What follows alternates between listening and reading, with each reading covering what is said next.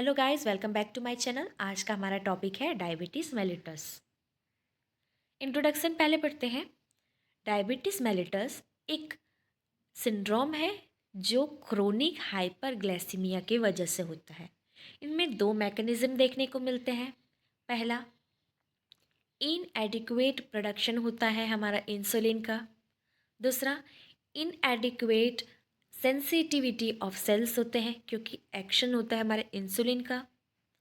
मोर than 220 million peoples world wide में अभी diabetes से सफ़र करते हैं। डायबिटीज़ एक ग्रीक वर्ड से आया है जिसका मतलब होता है सिफॉन। इसका मतलब होता है कि लॉट ऑफ यूरिन बनना। सेकंड, मेलिटस का मतलब होता है मेल, जिसका मतलब है हनी, मतलब यूरिन में स्वीट का मात्रा रहना। डायबिटीज़ मेलिटस में यहाँ पर देख सकते हैं, जैसे कि हम लोग का स्टोमक है। स्टोमक क्या करेगा, ग्लूकोज में कन्वर्ट करेगा फूड को। फिर ग्लूकोज हम लोग का ब्लड स्ट्रीम के थ्रू होते पैनक्रियास में जाएगा। पैनक्रियास में प्रोड्यूस करेगा सफिशिएंट इंसुलिन, बट वो रेजिस्टेंट होते हैं इफेक्टिव यूज़ के लिए। नेक्स्ट, ग्लूकोज देखने को मिल रहे हैं हमारे enable to enter body, body में एंटर नहीं कर पाएंगे। ग्लूकोज के लेवल फिर ये इंक्रीज होते जाते हैं। अगर डायबिटीज़ देखें तो दो टाइप के हैं, एक type 1 and type 2।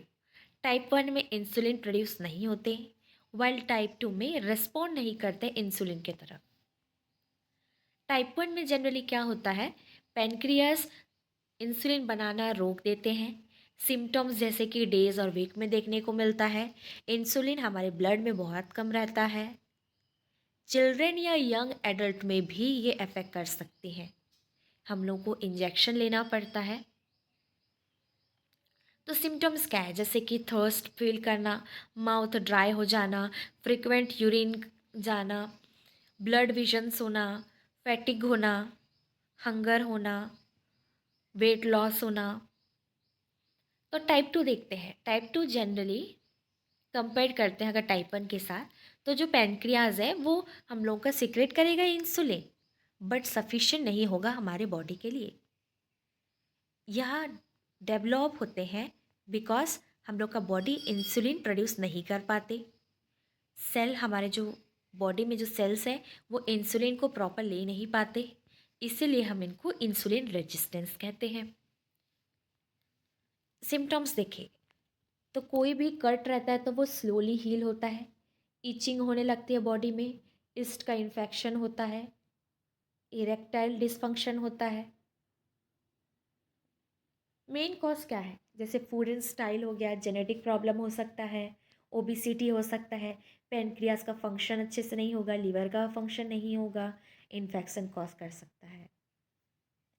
Diabetes prevention कैसे करें, अपना वेट को मैनेज करें, रेगुलर एक्सरसाइज करें, बैलेंस डाइट ले, हम लोग प्रोसेस्ड फूड को ले, अल्कोहल इंटेक बंद करें, स्मोकिंग नहीं करें, ब्लड प्रेशर को कंट्रोल करके रखें और रेगुलर चेकअप करवाएं, जिससे हमारा कार्डियोवैस्कुलर डिजीज का रिस्क भी कम हो। तो क्या कॉम्प्लिकेशन होते हैं, तो दो टाइप के कॉम्प्लिकेशन होते हैं, एक्यूट कॉम्प्लिकेशन और long term complication. Acute complication क्या है, मेजर कॉम्प्लिकेशन है जो हम लोग का short term imbalance of blood glucose level की वजह से होता है, जैसे कि hypoglycaemia, DKA, hyperglycaemic hyperosmolar non ketotic coma. तो सबसे पहले अब देखते हैं hypoglycaemia. Abnormally low blood sugar level कहलाते हैं। ब्लड का ग्लूकोज लेवल कम हो जाता है बॉडी में, बहुत सारे इंसुलिन प्रोड्यूस होते हैं, या कोई भी टाइम पे हो सकता है। क्लिनिकल मैनिफेस्टेशन अगर देखें तो ये दो टाइप के हैं, एड्रेनर्जेनिक और एक है central nervous system.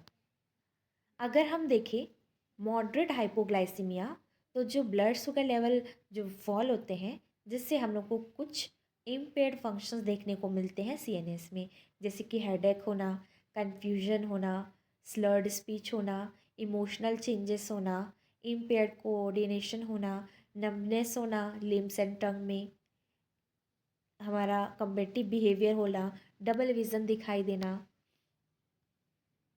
Severe hypoglycaemia में जो CNS का फंक्शन है वो थोड़ा इम्पेयर्ड हो जाते हैं। सिम्टम जैसे कि हम लोग स्लीप नहीं मतलब अच्छे से सो नहीं पाते, कॉन्शियसनेस नहीं होता, डिसओरिएंटेड बिहेवियर शो करते हैं।